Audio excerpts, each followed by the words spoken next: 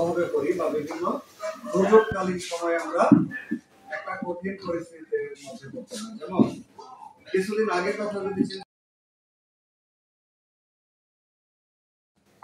তাহলে একটা কৃষক যখন নিজে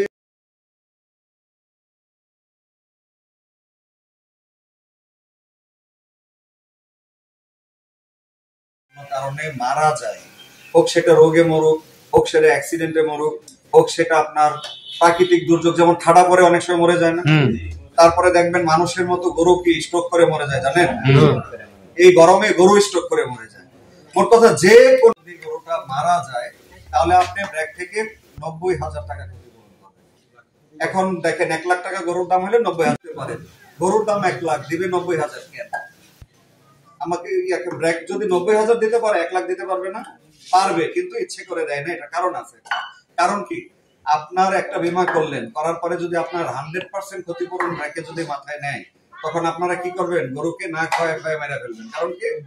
মরলেও তো এটার দাম লাখ টাকা আছে। কেউ কিন্তু ঘাসও কাটবে না, তারপরে টাকা পয়সা খরচ করে দানাদার খাবারও কিনবে না, ভ্যাকসিনও ওষুধ কিচ্ছু কিনবে না। শীতের মধ্যে মশারিতে মশার মধ্যে মশা থেকে রক্ষা করা।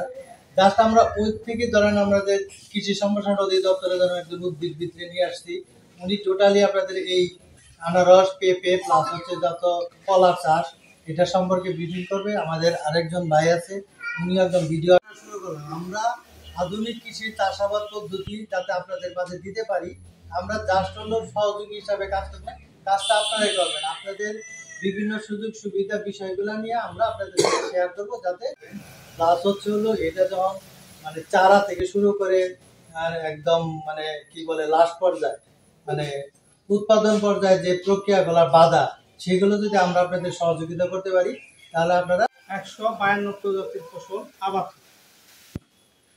মধুপুর সকল ফসলের কিন্তু সমারোহ, সকল ধরনের ফসল আছে। তো আমাদের কৃষিতে সবচেয়ে গুরুত্বপূর্ণ ফসল হলো ধান, তাই না?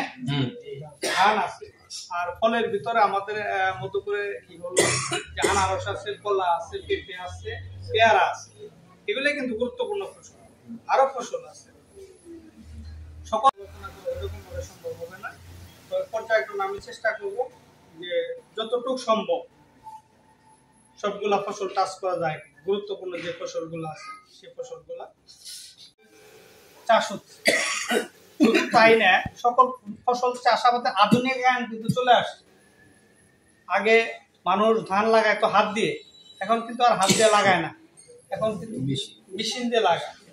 সব জায়গায় লাগায় না, কিন্তু এটা ধীরে ধীরে পর্যায়ক্রমে চলে। বীজ ব্যবসায়ের কাছ থেকে যদি কোন যে আমার 1 মুঠ বীজ দিবে, কিন্তু দেবে না, দেবে কিন্তু। মনে করেন আমরা 5 মণ ধানের বীজতলা তৈরি করব, 1 মুঠ বীজের ভিতরে কিন্তু 120 কিন্তু ইজিলি থাকবে, থাকবে না? 120 বাড়িতে নিয়ে আসলেন, নিয়ে আসার পরে আগে বীজ যে 80% গজায় সেটা আপনি পরীক্ষা করলেন। কিভাবে পরীক্ষা করবেন? ছিটায় দিলে 120 আসবে না, আসবে কিন্তু, তাই না? আর উপর দিয়ে হালকা কিছু বালি দিলে, বালি দেওয়ার পরে সকাল বিকাল যদি একটু পানি দেন, হালকা পানি, মানে বাজায় রাখতে হবে না, হালকা পানি দিবেন। আপনি 2-3 দিনের ভিতরে বীজ গজায় দিবেন। 120 যে গজাইলো, এটা কিন্তু কাউন্ট করতে কঠিন হবে, গুনতে কঠিন হবে।